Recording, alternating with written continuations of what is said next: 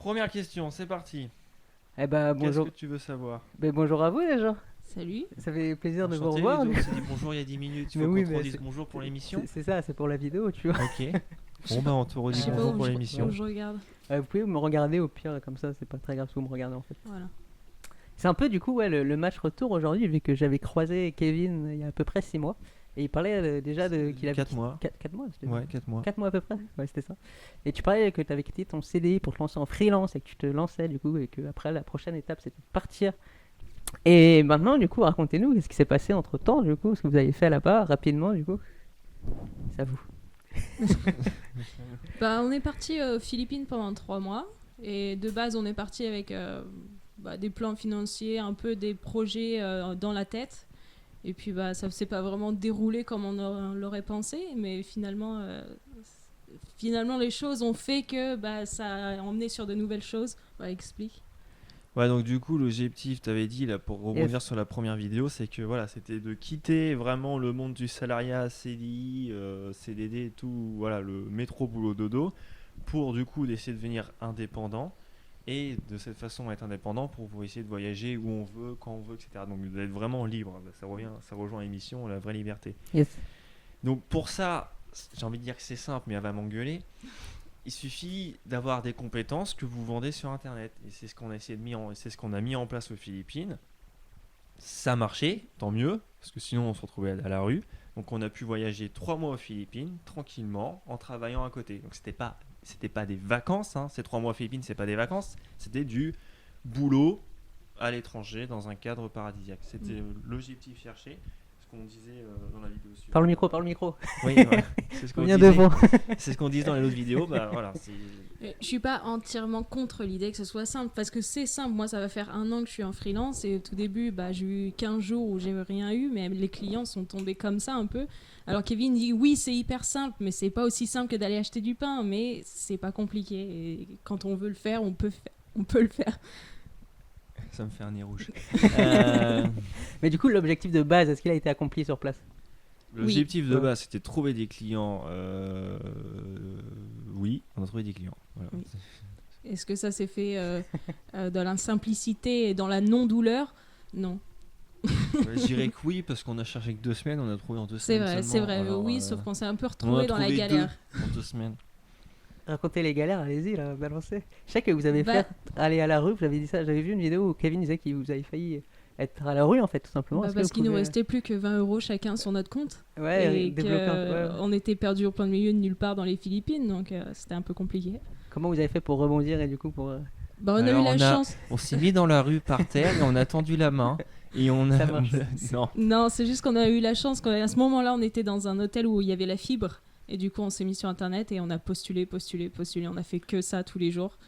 En Et fait- ça a fini par payer. En fait, ce qui est bien, c'est que sur Internet, vous avez des sites et Upwork notamment qui regroupent plein d'annonces de clients qui cherchent des gens en freelance. La freelance, ça sert à ça sert à capter, à vendre sa compétence via Internet.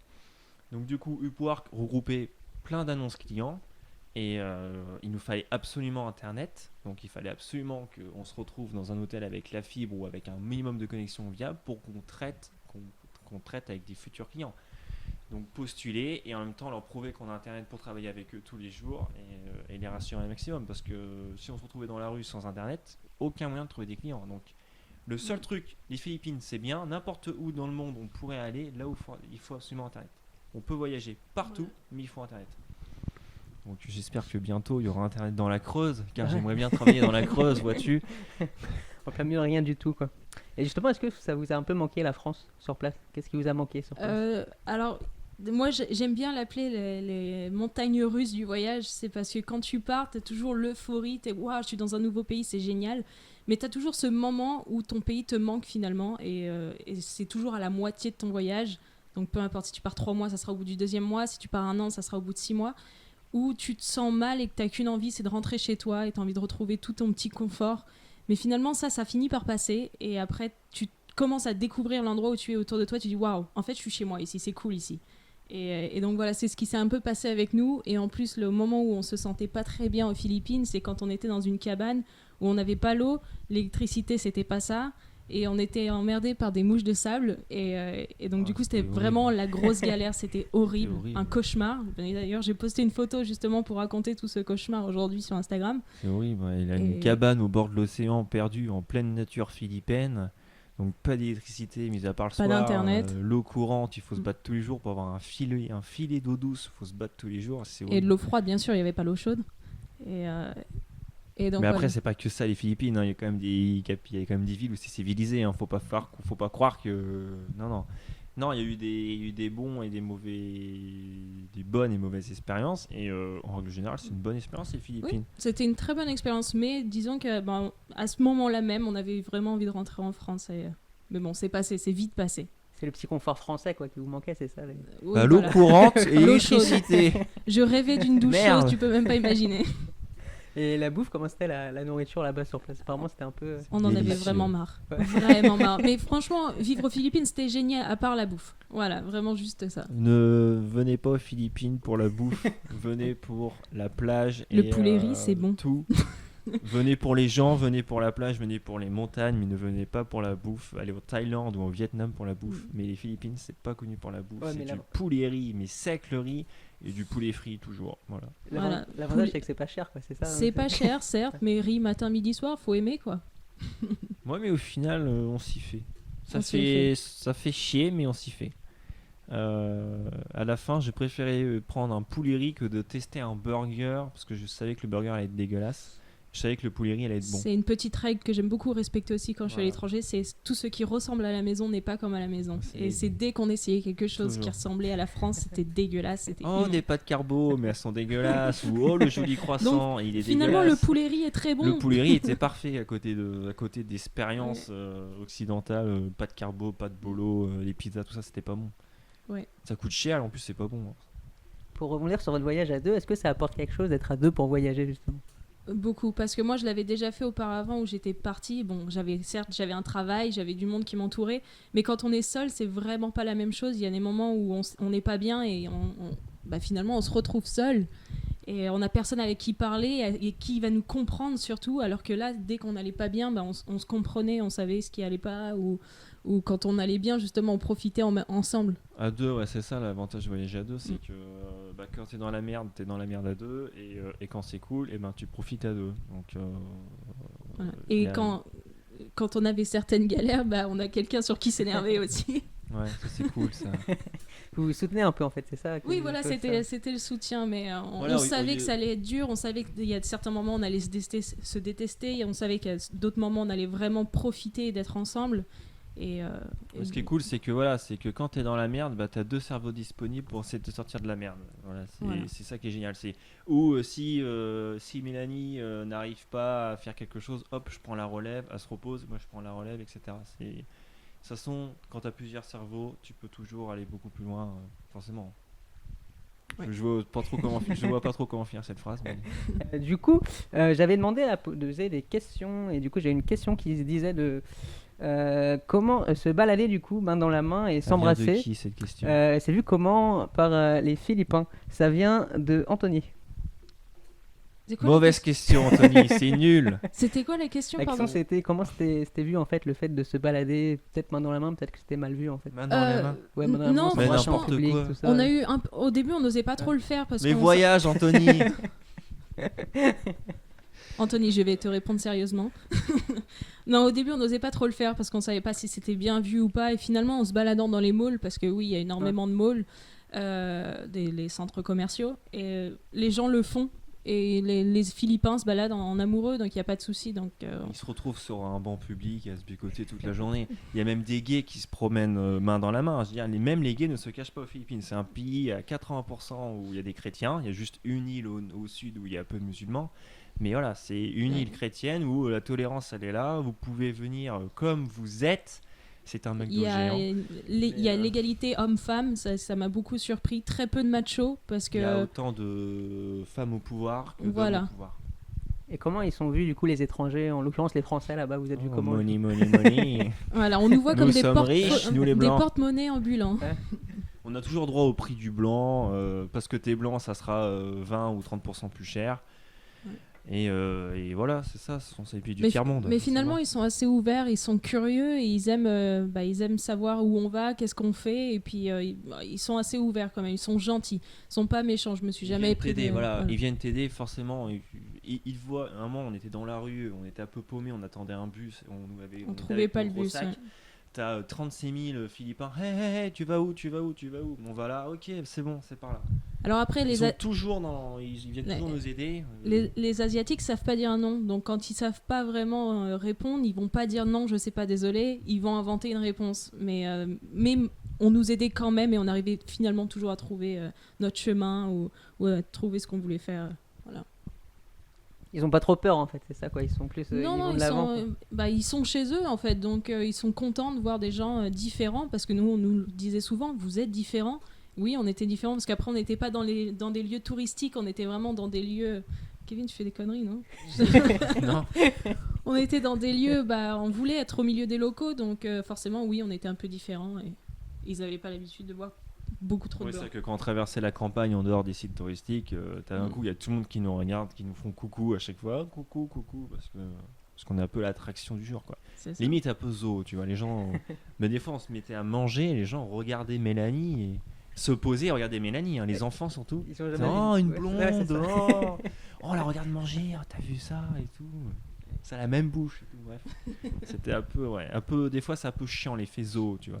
Ça nous est arrivé des fois où on sortait, on n'était pas dans le mood, on n'était pas d'humeur et le fait de se faire tout le temps regarder, c'était vraiment pénible et on a vécu une rate, c'était de rentrer dans l'hôtel.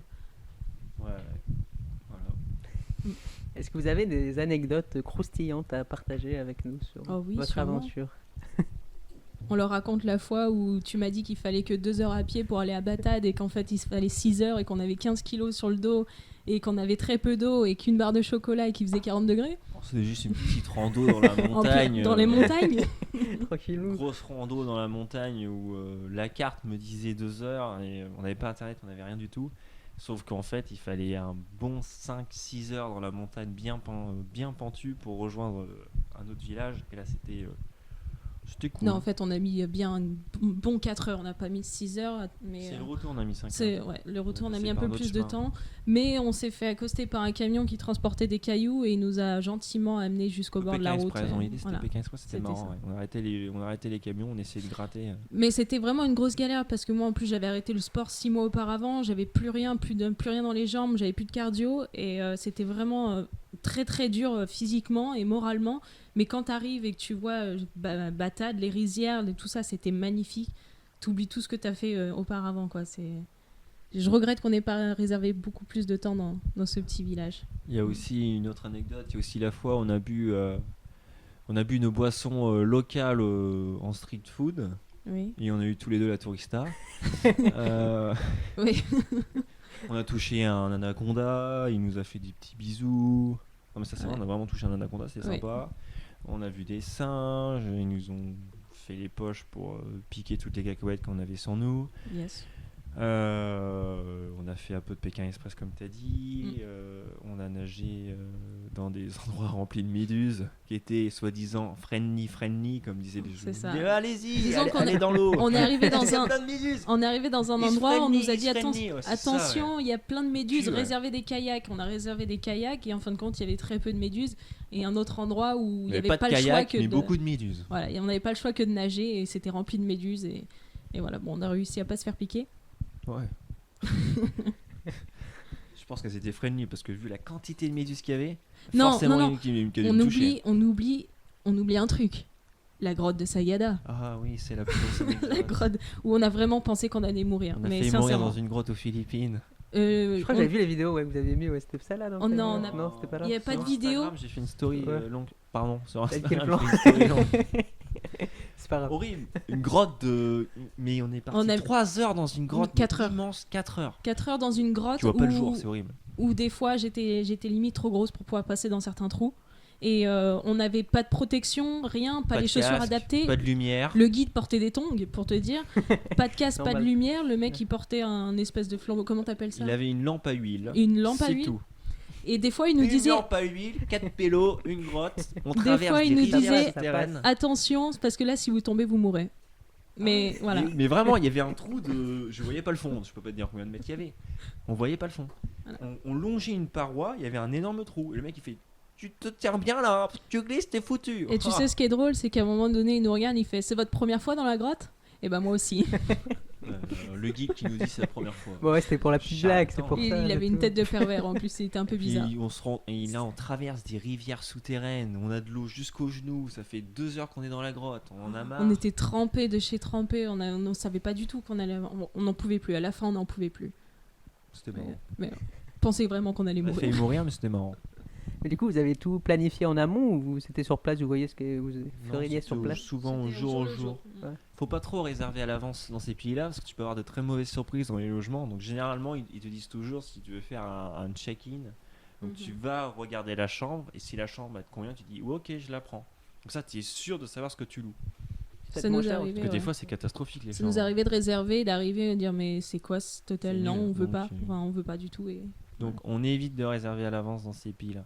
C'est peut-être moins cher sur place, non, que sur Oui, internet. c'est Et en beaucoup plus. moins cher. Bah, non, parce que Ça dépend. il y a certains hôtels où ils nous ont dit allez réserver en ligne, c'est moins cher. Donc Est-ce que Donc, ouais, faut pas trop. Ouais. Est-ce que vous avez eu d'autres galères pendant votre petit séjour? ah oui, il y en a eu plein. En fait, je me disais toujours bon cette semaine il n'y a pas eu de galère, c'est quand qu'elle arrive. Et des fois elles étaient toutes petites, elles étaient légères, mais il fallait toujours qu'il y ait un petit moment de galère. Quand ça allait trop bien, c'est que ça sentait pas bon. Donc ouais, on a Ouais, une galère, une autre On a- galère. des grosses galères, on n'en a pas eu beaucoup, mais des petites galères, oui. Bon, après, celle de l'argent, financièrement, c'était une Ça, galère comme une autre. Une des plus grosses, ouais. Une des plus grosses, ouais. La cabane, où vraiment on était mordus de partout par les mouches Oh, de c'était sable. Et horrible, franchement, notre peau a mis 3 semaines à s'en remettre. Et j'ai encore certaines cicatrices. Voilà. Vous avez pensé à abandonner un moment ou pas? Non, Non. même pas. Non. on peut dire. Bah, il n'y avait pas le choix sinon, Ouais. parce que si, à la limite, quand on n'avait pas d'argent, mais on pouvait pas payer le billet d'avion de retour. Donc, Quand on n'avait pas d'argent, j'avais hésité à dire allez, j'en parle aux parents et on prend le billet de retour un peu plus tôt, on essaye de l'avancer, bref. Mais sauf que mes parents venaient la dernière semaine où on devait partir. Donc, bah, pas le choix, mes parents viennent, je reste jusqu'au bout, quoi. Tant mieux. pas un seul moment, je me suis dit que j'allais rentrer plus tôt. Oh. Bah, disons que par fierté, je voulais pas en parler à mes parents pour les problèmes d'argent et donc voilà. Et les Philippines, juste un truc aussi qu'il faut dire, dans les Philippines, ça ne parle pas forcément anglais. Ça parle anglais, mais ce n'est pas automatique. Il y a des endroits vraiment perdus dans la campagne, ça ne parle pas du tout anglais. Vous avez fait comment C'est du un coup? pays anglophone. Avec c'est pas un Bantang pays la anglophone. Laki. Langage des signes ou comment vous avez fait? Non, il y a certains mots, j'ai appris certains mots de tagalog, mais après ils comprennent vraiment le Salamat, salamat pour dire merci. Enfin, après ils comprennent un peu la base de l'anglais aussi. Mais ouais, l'anglais, il a appris direct à l'école. Tous les panneaux sont affichés en anglais, mais là, ils ne parlent pas du tout. C'est la anglais. deuxième langue officielle du pays. Toute l'administration, c'est l'anglais qui C'est vrai est, que de qui est base, on était utilisé. venu là-bas pour justement parce que ça parle anglais. Parce que l'avantage, c'est que voilà, en pleine campagne aux Philippines, il y a toujours un pélo qui va parler anglais. Alors qu'au Vietnam, Thaïlande, c'est C'est pas vraiment forcément dès le que, cas, dès que tu quittes les zones touristiques, c'est catastrophique. Mm. Plus personne parle anglais. Donc, non, c'était quand même assez agréable que tout le monde parle. Et puis le cinéma aussi, on a fait des films philippins. C'était en anglais, c'était parfait. Le On a cinéma regardé beaucoup plus Avenger. confortable qu'en France en plus. On a regardé Avenger au cinéma, c'était parfait. Ça parlait Ouais. qu'anglais. Pour moins cher en plus. Pour moins Pour cher. 2 euros la évidemment. séance. Mais du coup, le niveau de vie, ouais, là-bas, on en a pas trop parlé, mais comment c'est beaucoup moins cher ou... Ça dépend vraiment sur quoi. Si tu veux acheter des trucs occidentaux, bah là ça sera très cher ou ça sera le même prix que ce soit en France ou aux États-Unis. Par contre, sinon tout le restant, oui, c'est moins cher. La bouffe, c'est moins cher. Le L'alcool logement, c'est moins cher. La bière? En gros, L'alcool, on n'a en pas gros, vraiment pour essayé. 600-700 euros par mois, tu vis. Voilà. 600-700 Ouais. euros par mois, tu vis en bouffant tous les jours à l'extérieur, en bouffant tous les jours dans la rue. Par contre, il faut que tu bouffes local. Hein. À ce Et, prix-là, il et faut manger vaut local. mieux Oui. même manger dans la rue que de se faire ses courses soi-même parce que sinon ça revient plus cher. Parce qu'on essayait de se faire des pâtes carbo ou des pâtes bolo et du coup Ouais, ça ça coûte revenait cher, toujours ouais. plus cher en fait que de manger un poulet riz. Un bon poulet riz. Est-ce Ça que me- c'est ça me galère manque. du coup de créer son entreprise à l'étranger et de faire du business à l'étranger ou pas? Du tout. Non, à part peut-être Merci les Internet. Oui, non, après, oui, si c'est pour faire Internet, oui, mais sinon, monter un business aux Philippines, c'est un peu plus chiant. Ah non, alors oui, il faut pas. Si tu veux monter. La question, c'est quoi? Est-ce que c'est galère de créer sa boîte quand on bosse à l'étranger? Ah bah non. Si tu Bah, l'as fait tu sur gardes ta Internet, boîte non. française. Il faut faire un truc français. Tu gardes ta boîte française et tu voyages à l'étranger. Parce qu'il y en a plein qui se disent ouais non c'est galère de monter sa boîte et tout, je préfère pas le faire. Non mais en France vous avez le statut auto-entrepreneur et c'est génial. C'est vrai, les nouveaux papiers, il y en a pas trop, ça va. Non, autant C'est un peu chiant pour payer ses impôts parce que je l'ai toujours pas fait. Et je ne sais toujours pas. Mais non, je peux payer mes impôts. Ah oui, c'est vrai. Bientôt, Oui, il bientôt. va se prendre des 10% dans la tronche, quoi. Et oui, il faut penser à changer l'adresse. Et donc, du coup, non, il y a juste. Et encore, la France, c'est pas le meilleur pays pour être à son compte. Mais en tout cas, l'auto-entrepreneur, c'est Pour vachement démarrer sympa. en C'est France, très bien, c'est ça très se fait simple. en une semaine. Ouais, 15 jours, le temps de recevoir les Ouais, papiers, 15 tout ça. jours. mais- 15 jours, vous montez votre boîte et puis après, c'est parti. Easy quoi, facile. Ouais. Ouais, mais alors, sachant qu'il y a des jours, il y a des pays comme l'Estonie qui est dans l'Union Européenne, c'est 3 jours. En France, ça devient de plus en plus simple de monter un truc. Après, je dis pas qu'on t'aide, que l'État aide, mais au moins, il y a ce qu'il faut pour monter. C'est assez simple et assez rapide.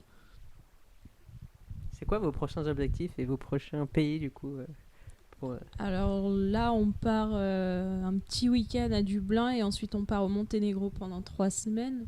Et ensuite, ce qui est prévu, c'est de faire 6 mois à Budapest. À moins de 6 mois, parce qu'on va partir en décembre. Moins de 6 mois, ouais. Début janvier, on partira en Taïwan. Mais du coup, Budapest, oui. On va à Taïwan. Bah oui, aujourd'hui, on va à Taïwan. Moi, je voulais retourner dans l'Ouest un petit peu quand même. Bah Taïwan, c'est. Non, c'est dans l'Est. Oui, mais si tu fais le tour, c'est.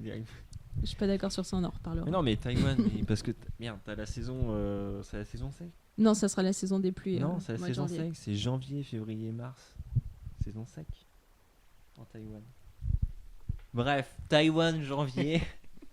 Non, mais Budapest, parce que c'est dans l'Union Européenne, il n'y a pas besoin de visa. Monténégro, il n'y avait pas besoin de visa pour 3 mois, donc ça nous arrange, non, 1 mois. Donc ça nous arrange, on reste que 3 semaines. L'avantage de l'Union Européenne, c'est que vous pouvez vivre dans n'importe quelle ville, du moment que tu es dans l'Union, tu n'as pas besoin de visa et tu peux y loger sur le long terme, donc ça c'est vraiment cool. La Taïwan, le visa, c'est gratos si tu restes 3 mois. Donc là, c'est vrai qu'il y a plein de pays. L'avantage d'avoir un passeport français, c'est que vous avez plein de pays où vous pouvez voyager sans payer de visa. Et les Philippines, c'était un peu chiant au bout d'un moment. C'était un peu chiant. Hein. Ça commence, ouais, les Surtout visas, que quand tu commences à les payer, ça coûte cher. Surtout que les papiers ont changé et qu'au bout de 2 mois, il fallait qu'on fasse une carte résident et c'était pas du tout prévu. Et c'était au moment où on était en grosse dèche. Et ça a coûté Aux bien Philippines, cher. il faut payer c'était tous les mois. Tous les mois, il faut payer en fait. combien tous les mois du coup pour le visa? Alors, le premier, c'était 30 € et le deuxième, c'était de plus de 100. 100 Je crois que c'était ça. Hein. On a payé 7000 pesos, donc c'était à peu près 100 €. Ah ouais, ça trouver le cul, ça. 100 € le visa. On n'avait plus d'argent et voilà, il fallait faire ça. Relou. Maintenant, en fait, on venait de trouver notre client, mais on n'avait pas encore été payé et il avait donc c'est fallu un peu qu'on fasse ça. Donc voilà, Monténégro, Budapest. Est-ce que Ouais, vous c'est pas comptez revenir vous poser en France genre, C'est trop cher la France, je veux pas y retourner. Non, moi je pense pas. C'était pas dans mes objectifs. C'est pas. Après, un truc très con que j'ai envie de dire, J'ai envie de c'est que dire. voilà, j'ai fait 25 ans en France. Je veux pas encore niquer d'autres années en France. Autant voyager. C'est-à-dire, j'ai déjà assez donné à la France. Je vais essayer de voir qu'est-ce qu'il y a ailleurs. Bah oui, tout simplement. Mm. Les Oui. gens me disent est-ce que tu vas retourner voilà, la question est-ce que tu veux retourner vivre en France? Bah j'ai déjà vécu 25 ans. C'est quand même un quart de ma vie. En fait, il y a pas une ville en France où je me dirais ouais, j'aimerais bien vraiment y passer un an ou voilà, j'ai fait 4 ans à La Rochelle, ça m'a suffi. Tu peux pas aller à Mulhouse? Non, après, j'ai pas d'autres villes en France qui m'attirent plus que ça. Pour les vacances, oui, il y a pas de souci, je veux découvrir la France parce que on a encore plein de coins à découvrir en France, mais Les Français ils sont aigris. c'est vrai qu'on est rentré, on s'est dit on nous a dit les Philippines c'est le pays du sourire. On est arrivé là-bas, on dit ouais, Ouais, bof, le choc. pas tant que ça. Et en fait, on est rentré en France et on s'est dit waouh, en fait non, fait, les si. Philippines c'était le pays du sourire. Si. Les Français font la gueule. Mais ouais, du coup, quand vous êtes revenu, vous avez dû voir la différence avec les Français. Moi, avec j'ai les femmes, l'impression waouh. que tout le monde est riche. Ouais. Ouais, Ouais, les parce gens que, qui ouais, se les baladent gens dans la sont très rue, je pauvres aux les regarde, Philippines, je c'est waouh, ils sont bizarre. riches.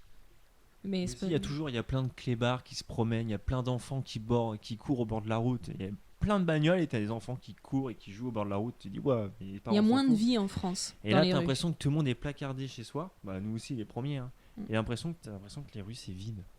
Il y a En fait, beaucoup les de gens vie, sortent beaucoup pour de aller vie, ouais. travailler ou pour aller faire des courses ou voilà. À La Rochelle, si, il y a les terrasses, donc ils vont pour profiter un peu, mais il n'y a pas d'enfants qui jouent, il y a pas de... La vie n'est pas dehors, la vie est chez soi en fait. Et c'est ça qui nous a Chacun choqués dans son jardin. aux Philippines et tout le Alors monde est que- sur les rues. À Barcelone, t'as quand même plus cette ambiance philippin de Tout le monde est dans la rue. Oui. C'est très très sudiste en fait, je pense.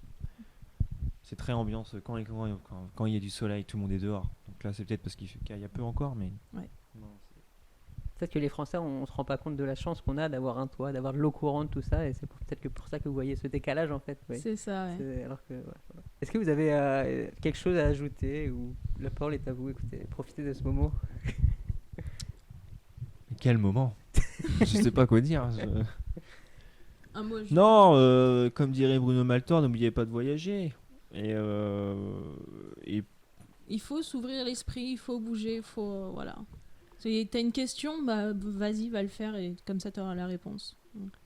je vais parler à tous les gens qui sont des paumés, parce que j'étais un ancien paumé. Si avant que tu dises ça, justement, je peux peut-être... Depuis qu'on est rentré en France, on a l'impression d'être très incompris. Quand Sur se nos faire couper la projets, parole. Non, mais comme parce que c'est la suite, toi, ce que tu veux raconter, c'est la suite. Et on est très incompris. Notre famille, nos amis, ils comprennent pas vraiment ce qu'on veut faire et on nous dit toujours bon, c'est quand que vous posez. C'est bon, vous allez trouver un taf maintenant. Vous allez... Et les gens comprennent pas que oui, on travaille. C'est juste qu'on travaille en ligne et on se sent très très incompris. Et je pense que du coup, tu vas rebondir là-dessus. Tu vas couper le son là? Non. Non. Non, ça tourne pas. Donc tu mettras une petite musique et tout. Donc à tous les paumés, c'est un ancien paumé qui vous parle. Je veux dire, c'est vrai qu'on est un peu pris dans ce système français, etc., capitalisme, monde occidental, du métro, boulot, dodo, où tu as l'impression que la seule solution, c'est d'aller travailler pour gagner de l'argent et après dépenser cet argent, parce que vu que tu es un peu malheureux, bah, le seul plaisir que tu as la semaine, le mois, c'est de dépenser ton argent que tu as gagné. Mais en fait, du coup, on n'a pas tous des passions fortes, on n'a pas tous des trucs hyper forts dans notre quotidien. Donc un truc très con où j'ai remarqué, c'est que quand on est paumé, le fait d'être en mouvement, ça nous occupe. Et en étant en mouvement, on découvre des choses. Et en découvrant des choses, on a de nouvelles passions, on a de nouvelles envies, etc. Et ça m'a fait penser un peu aux jeux vidéo. Quand vous jouez dans un jeu vidéo, quand vous êtes dans un jeu vidéo, que ça soit un RPG, un Skyrim, un Zelda ou un GTA, tu restes pas dans ta ville, tu vas aller voir la ville d'après, tu vas aller voyager, tu vas aller traverser la rivière, tu vas aller traverser la montagne, tu vas aller voir ce qu'il y a de l'autre côté. Et c'est ce mouvement, c'est ce voyage qui draine ton jeu vidéo. C'est putain, je voudrais tellement aller là-bas, etc.